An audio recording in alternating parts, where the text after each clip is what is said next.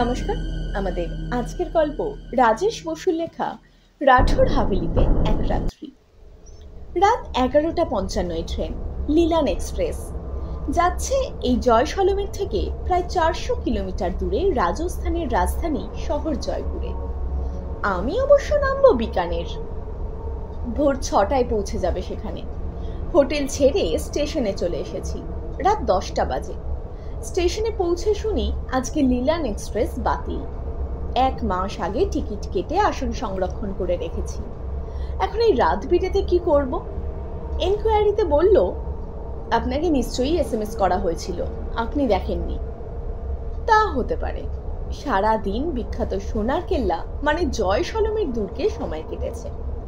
850 বছর আগে হলদে বেলে পাথরে তৈরি এই কেল্লাকে দেখলে সত্যি সোনার কেল্লা বলে মনে হয়। মুকুল, তোপসে, ফেলুদা আর জটায়ু এক কথায় অমর করে দিয়েছে একে। ভিতরে আস্ত একটা শহর তো আছেই। জৈন মন্দির আর মহারাজা প্রাসাদের অপূর্ব কারুকাজও বিস্ময়কর। স্বভাবতই বুঁদ হয়েছিলাম, মেসেজ এসেও থাকতে পারে, যদিও মোবাইলে সেরকম কিছু নজরে পড়ল না। কিন্তু এখন কি হবে? বিকানেরে হোটেল বুক করা আছে, তাছাড়া ছুটি খুব কম। বেসরকারি অফিসে চাকরি। কি করি ভাবছি। এমন সময় আমার অবস্থা বুঝেই পিছন থেকে রেলেরই এক কর্মচারী বলল, আমার ট্রান্সপোর্টের বিজনেস, একটা ট্রাক বিকানেরেই যাচ্ছে, আপনি চাইলে তাতে যেতে পারেন, ভাড়াও কিছু দিতে হবে না, ড্রাইভারকে জলপানি কিছু দিতেই হবে। ভেবে দেখুন, স্টেশনের বাইরেই রয়েছে গাড়ি, ভয়ের কিছু নেই। দরকার বুঝলে আপনি গাড়ির ফটো তুলে হোয়াটসঅ্যাপ করে দিন বাড়ির লোকদের। তা বটে, তবে প্রস্তাব মন্দ নয়। রাজি হয়ে গেলাম। লোডের ট্রাক, কি মাল যাচ্ছে আমার উৎসাহ নেই। ড্রাইভার ভোলেরাম লোকটি বেশ বয়স্ক। সে নিজেই জানালো সব বিল্ডিং তৈরির পাথর। যাই হোক, ভোলেরামের পাশেই জায়গা হলো আমার। লাগেজ বলতে ছোট একটা ন্যাপস্যাক। খাওয়া দাওয়ার পাট চুকিয়েই নিয়েছি আগে। 1 ঘন্টার মধ্যে গাড়ি ছেড়ে দিল ভোলেরাম। কিন্তু কপালে দুর্ভোগ থাকলে ঘন্টা বেগে। 1/2 ঘন্টাও কাটলো না, গাড়ি বিগড়লো। লোকালয় ছাড়ালেও আলটপকা 2-4 ঘর বাড়ি টাড়ি নজরে আসবে, যদিও জনমনীষী নেই কোথাও। এর ওপর কৃষ্ণপক্ষ, এক ফালি চাঁদ কোনো মতে চিমচিম করে আলো ছড়াচ্ছে। ভোলেরাম গাড়ি থেকে নেমে অনেক কসরত করলো, কিন্তু সব বিফল। গাড়ি স্টার্টই নিল না। ঘড়িতে দেখলাম সবে রাত 11:40, মানে রাত প্রায় পুরোটাই পড়ে আছে। গাড়িতে বসে থাকার উপায় নেই, কারণ হলো মারাত্মক ঠান্ডা।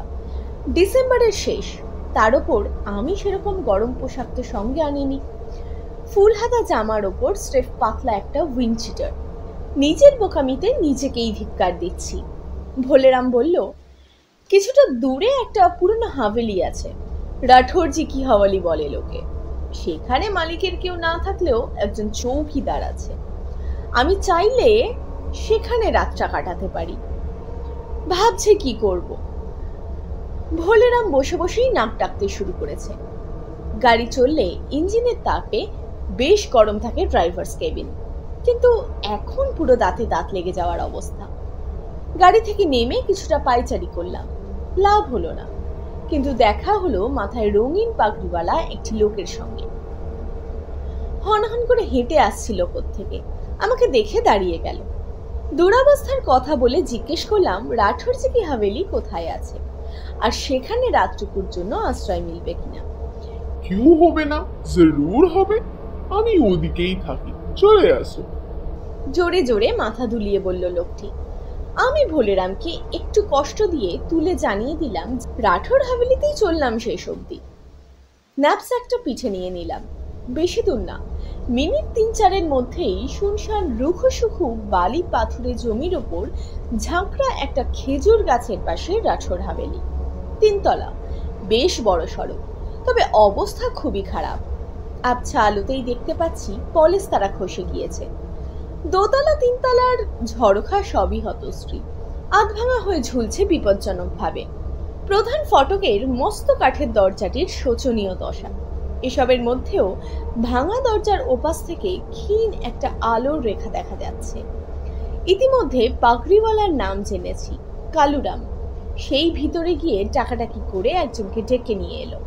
ইনিও পাগড়ি পরিহিত, পাকানো পুরু গোফ, গায়ের রং একেবারে ঘোর কৃষ্ণবর্ণ, কবজিতে লোহার বালা, কানে মাকড়ি, দু হাতের একটিতে মোটা লাঠি, অন্যটিতে একটি হেরিকেন। আমার আগমনের উদ্দেশ্য কালুরাম বলেই এনেছে তাকে।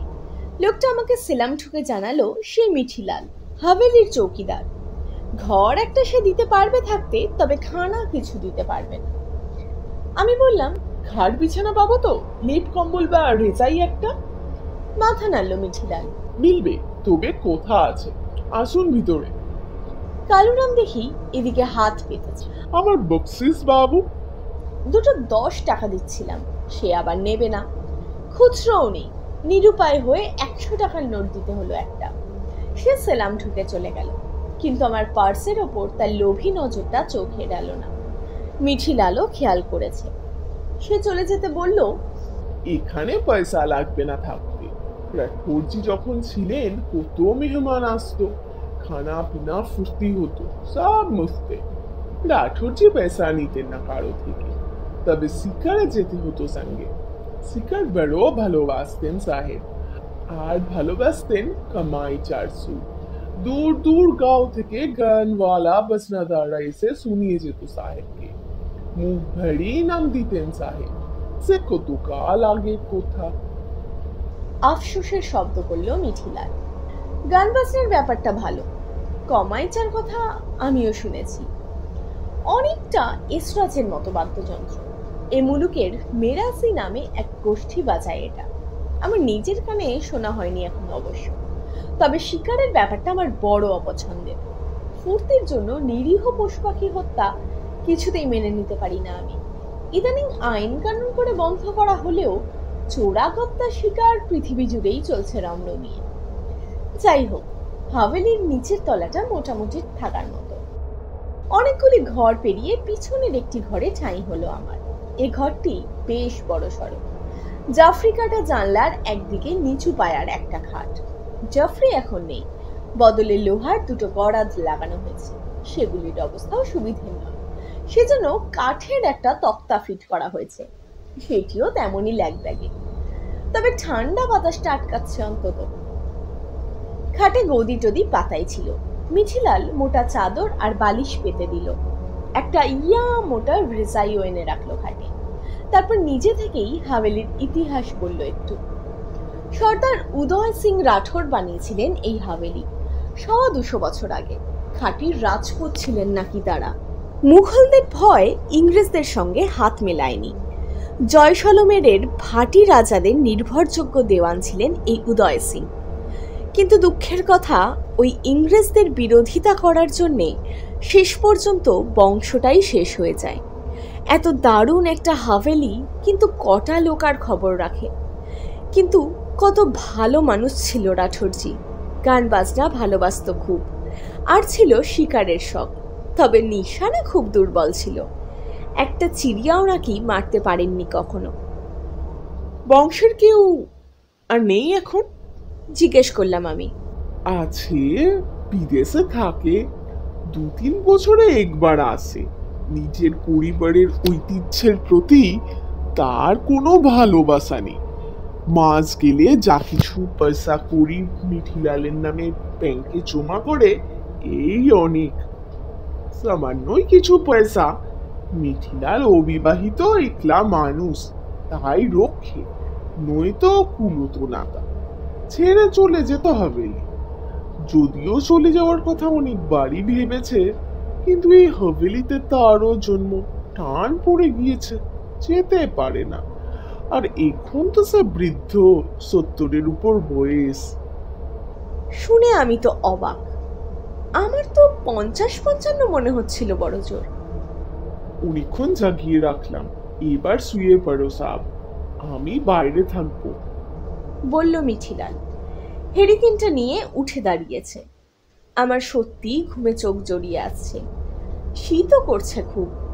রেজাইয়ের নিচে ঢুকে পড়তে পারলে বাঁচি, কিন্তু হেরিকেনটা মিঠিলাল নিয়ে চলে যাবে। এমনিতে ভয়টার তেমন একটা নেই আমার, কিন্তু এই 200 বছরের প্রাচীন হাভেলিতে কেমন একটা গা ছমছমে ভাব। এর ওপর এই ঘরটাও রীতিমতো বড়। দেওয়ালের একটা দিকে আবার সারি সারি কয়েকটা কাঁচের আলমারি, তাতে আদ্যিকালের একনলা বন্দুক থেকে শুরু করে তলোয়ার, ছুরি এসব অস্ত্রশস্ত্র তো আছেই। পোশাক আশাক, পানপাত্র, পাশার ছক, নিত্য প্রয়োজনীয় গোরস্থালিরও কিছু জিনিসপত্র আছে। বলাই বাহুল্য কোনো এক সময় সেগুলো ব্যবহৃত হতো, পরিচর্যার অভাবে সেগুলির হালাত রীতিমতো খারাপ। অস্বস্তিকর হলো দেওয়ালের একদিকে বিশাল একটা অয়েল পেন্টিং, বাঁচখাই মোচ, শৌখিন পাগড়ি, শেরওয়ানি, চুড়িদার আর নাগরা জুতোয় শোভিত একজন বলিষ্ঠ চেহারার পুরুষ, হাতে রাইফেল। সেটার নলটা একটা শিকার করা লেপার্ডের মাথায়। গোলমেলে জিনিসটা হলো লোকটার চাউনি, কেমনই একটা হিংস্র টাইপ। আর ঘরের যে কোণ থেকেই ছবিটার দিকে নজর পড়ুক না কেন, মনে হবে সে যেন স্থির দৃষ্টিতে আমার দিকেই তাকিয়ে আছে। যে এঁকেছে এই ছবি সে যে যথেষ্ট এলেমধারী তাতে সন্দেহ নেই, কিন্তু আমার অস্বস্তি কাটাই কি করে? তবে মিঠিলাল বুদ্ধিমান, সে হয়তো বুঝেছে। বলল, উদয় সিং রাঠোরজির তসবির আছে ওটা, ভয়ে পাবেন না বাবু। শুয়ে পড়ো, খালি কোনো জিনিসে হাত দেবে না, আওয়াজ কানে এলেও শুনবে না। বাস, আমি তো আছি। আসলে আমার একটু আফিমের নেশা আছে, চোখ লেগে গেলে উঠতে দেরি হয়। হারিকেনটা কি রেখে যাব বাবু? আরে না না, বললাম আমি, যদিও নিজের কানেই সেটা খুব প্রত্যয়ই লাগলো না। চলে গেল মিঠিলাল, হারিকেনটা নিয়েই গেল। তবে আমি রেজাইয়ের নিচে না গলা পর্যন্ত অপেক্ষা করল। ঘর এখন নিকশ কালো। হোক, টর্চ আছে একটা, বের করে রেখেছি হাতের পাশে। ভূত প্রেতে ভয় নেই আমার, ভয় মানুষকেই। সঙ্গে নগদ বেশি না থাকলেও দামি ক্যামেরা আছে, বিপদে না পড়লেই বাঁচি। তবে এসব ভেবে তো লাভ নেই। ঘুমে মনোযোগ দিলাম। রেজাইয়ের নিচে সত্যি আরাম বেশ। ক্লান্তিতে ঘুমিয়েও পড়লাম কখন জানি না, কিন্তু ঘুমটা ভাঙলো কেমন একটা খসখস আওয়াজে। কে যেন পাইচারি করছে ঘরের মধ্যে। আমার খাটের ধার দিয়েও গেল 2-3 বার। কেমন একটা মিষ্টি গন্ধও নাকে এলো। অদ্ভুত তো, এত রাতে গায়ে সুগন্ধি মেখে কে ঘুরে বেড়াচ্ছে ঘরে? আমার মাথার উপরেই জানলা, জাফরি নেই, 2টো গড়াত আর একটা তক্তা লাগানো দেখেছিলাম। মনে হলো কেউ যেন তক্তাটা ধরে টানাটানি করছে। চোট্টন না তো? মিঠিলালের কথা মনে পড়ল। কোন রকম আওয়াজে কান দেওয়া চলবে না, কিন্তু আওয়াজ যে বড়ই স্পষ্ট। আমি টর্চটা হাতড়ে নিয়ে আলো ফেললাম জানলায়। মনে হলো কে যেন সরে গেল চোখে। তক্তাটা মনে হলো ঠিকই আছে, উঠলাম না আর। তবে এবার আলো ফেললাম ঘরের ভিতরে। কি বলবো, হৃৎপিণ্ডটা ধরাস করে যেন গলায় উঠে এলো সঙ্গে সঙ্গে। আমার কয়েক হাত তফাতে দাঁড়িয়ে আছেন উদয় সিং রাঠোর, কিন্তু তিনি শরীরে নয়। ঝলমলে পাগড়ি, শেরওয়ানি, চুড়িদার আর নাগরা জুতোটুকুই দাঁড়িয়ে আছে আমার সামনে।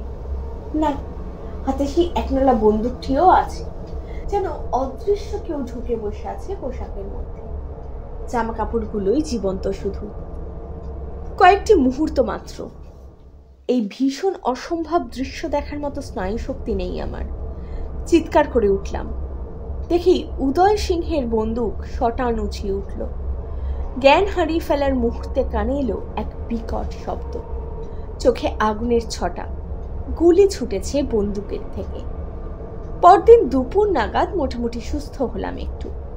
মিঠিলালই পরিচর্যা করে সংবিতানায় যা যা হয়েছিল বললাম তাকে। সে একটুও অবিশ্বাস করল না। রাঠোরজির ঘুমের সমস্যা ছিল, রাত বিরেতে পাইচারি করতেন নাকি।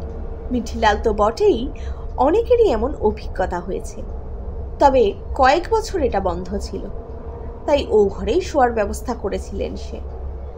রাঠোরজি যে ফের পাইচারি শুরু করবেন কে জানতো। আমি বললাম, পাইচারি খালি? স্পষ্ট দেখলাম বন্দুকের নল থেকে ফুলকি ছুটল। কানেও তালা লাগার জোগাড়। মিঠিলাল একটুও অবাক না, বলল, সে বাবু আপনার জন্যই তো করতে হলো রাঠোরজিকে। মানে বুঝলাম না। বললাম আমি। চোর এসেছিল রাতে, কে যেন তোমাকে যে নিয়ে এসেছি, পালুরা। এটা ছিচকে চোর আসলে, গোড়া ভেঙে তক্তা সরিয়ে ঢুকতে চাইছি ঘরে। মেহমান রাঠোরজি ভাই গুলি চালালেন। নিরুত্তাপ গলায় বলল মিঠিলাল। আমি আঁতকে উঠলাম। সে না হয় মানলাম, কিন্তু লোকটার কি হলো? অবশ্য সবই তো মায়া, সত্যি তো আর গুলি চলেনি। জোরে মাথা নাড়ল মিঠিলাল। না বাবু, সব মায়া না, গুলিটা সত্যিই ছুটেছিল রাঠোরজি। কিন্তু নিশানা যে বরাবরই খারাপ, তাই বেঁচে গেল কালু। তবে পাগড়ি উপড়ে গেছে, আর কখনো অন্তত চুরি করবে না। দাঁড়াও, দেখাচ্ছি আমি। হাতে একটা ময়লা রঙিন কাপড় নিয়ে এলো মিঠিলাল। কাপড়ের পাক দেখেই বোঝা যায় পাগড়ির কাপড়। কালুরাম গতকাল এরকমই কাপড়ের একটা পাগড়ি পরেছিল বটে। দু হাতে উঁচু করে কাপড়টা ধরে দেখালো মিঠিলাল। পরিষ্কার দেখলাম, তিনটে গোল গোল ফুটো কাপড়ে। সেটা যে বারুদে পোড়া নাকটা কাছে নিতেই বুঝলাম, কিন্তু নিশানা সত্যিই দুর্বল ছিল কি? যদি আজকের গল্পটি আপনাদের ভালো লাগে তাহলে অবশ্যই ভিডিওটাকে লাইক করুন এবং চ্যানেলটাকে সাবস্ক্রাইব করুন।